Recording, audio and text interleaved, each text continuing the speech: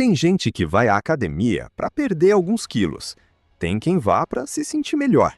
E aí tem as pessoas dessa lista que foram tão além do limite que acabaram perdendo membros, matando outras pessoas ou morrendo elas mesmas.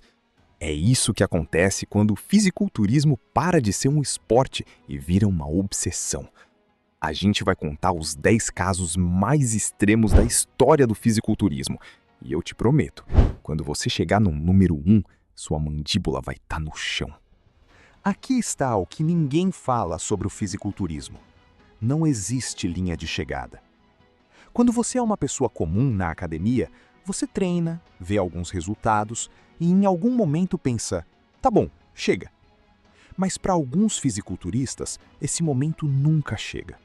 O corpo que eles têm nunca é suficiente. Os braços nunca são grandes o bastante. Os músculos nunca são grossos o suficiente. E essa fome, essa necessidade de sempre ser maior e melhor, empurra algumas pessoas para lugares genuinamente assustadores.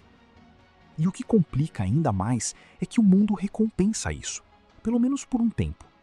Atenção, seguidores nas redes sociais, patrocínios. Então o ciclo continua, e continua, e continua, até que algo quebra. Vamos começar. Número 10. Os irmãos Hulk. A gente começa com 2 irmãos do Brasil que se chamam Tony Hulk e Álvaro Conan. Sim, esses são os nomes reais deles no fisiculturismo. Os dois passaram anos injetando uma mistura de óleo e álcool diretamente nos músculos, não para melhorar o desempenho, mas só para fazer os músculos parecerem maiores. E aqui está o motivo disso ser completamente insano. Quando você injeta óleo no tecido muscular, ele não constrói nada. Ele só preenche o espaço como um balão. O músculo parece enorme, mas não é mais forte, não é mais saudável. Ele só está inflado. E os riscos são enormes. A gente está falando de infecções, danos nos nervos e, nos casos mais graves, amputação. Mesmo assim, os irmãos continuaram porque queriam ter uma certa aparência, e essa vontade era mais forte do que o medo do que poderia acontecer. É difícil não se sentir dividido vendo isso. Por um lado, são os corpos deles e as escolhas deles.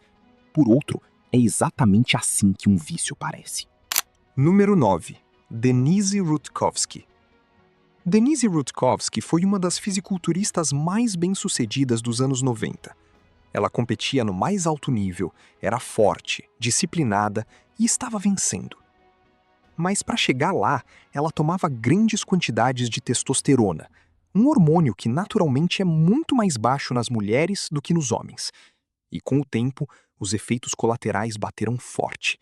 Ela começou a desenvolver pelos no rosto, a voz ficou mais grossa, a menstruação parou, a saúde mental começou a desmoronar. Ela enfrentou uma depressão severa da qual nunca se recuperou completamente. A parte mais difícil é que ela não precisava ter chegado nesse ponto.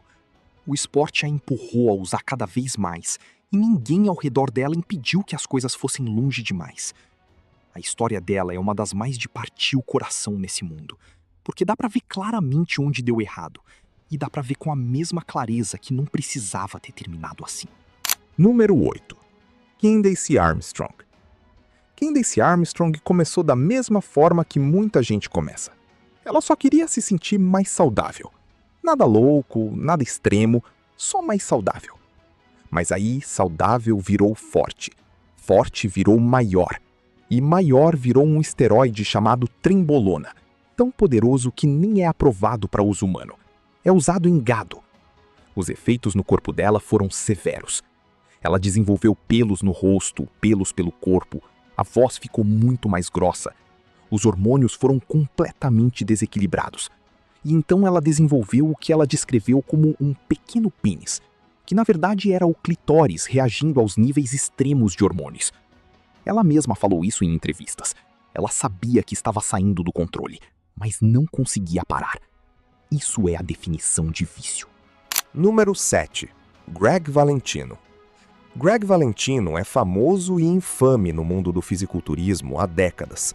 Ele começou como um fisiculturista comum, mas ficou frustrado vendo os caras ao redor dele desenvolverem braços cada vez maiores, enquanto os dele ficavam do mesmo tamanho. Então ele tomou uma decisão que mudou tudo. Ele começou a injetar Synthol, que é basicamente um óleo, diretamente nos bíceps. Os braços dele chegaram a 68 centímetros de circunferência. Para ter uma referência, é mais ou menos o tamanho de uma melancia em cada braço. O corpo parecia um desenho animado, e por um tempo as pessoas não conseguiam parar de olhar para ele, o que era mais ou menos o ponto. Mas aí, um dos bíceps literalmente rompeu. Ele teve que drená-lo sozinho porque ficou com vergonha de ir ao médico. Em casa, com uma agulha no próprio braço. Ele ainda está por aí e fala sobre isso abertamente, o que na verdade é algo que eu respeito. Ele não finge que foi uma boa ideia, mas o fato de ter chegado a esse ponto é absurdo. Número 6. Valdir Segato. Esse aqui é o cara que chamavam de cachorro magro quando era jovem. E claramente esse apelido ficou gravado nele, porque ele passou décadas tentando se tornar o exato oposto disso. Valdir, fisiculturista de São Paulo, ficou famoso injetando uma combinação de óleo, álcool e analgésicos nos músculos para inflá-los além do que qualquer treino natural poderia alcançar. Ele modela a aparência dele no incrível Hulk, e sinceramente, a semelhança é real. Mas os riscos também são. Médicos já avisaram que ele corre um risco muito alto de infecções, danos nos nervos, derrame e morte. E ele continua. O que torna a história do Valdir diferente das outras é que ele fala abertamente sobre o vício na aparência do próprio corpo. Ele sabe do perigo, só não consegue parar. A dismorfia corporal é uma condição real e brutal.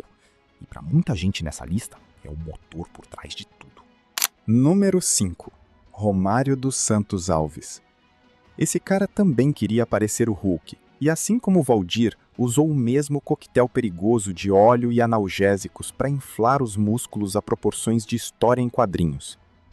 Mas a história dele tem uma camada extra que torna tudo ainda mais difícil de ouvir. As injeções causaram tanto estrago que em determinado momento os médicos disseram que talvez precisassem amputar os 2 braços. Ele tinha pouco mais de 20 anos na época. Tem esposa e filho. Ele conseguiu não perder os 2 braços, mas o dano foi permanente. A saúde dele foi gravemente afetada, tanto física quanto mentalmente.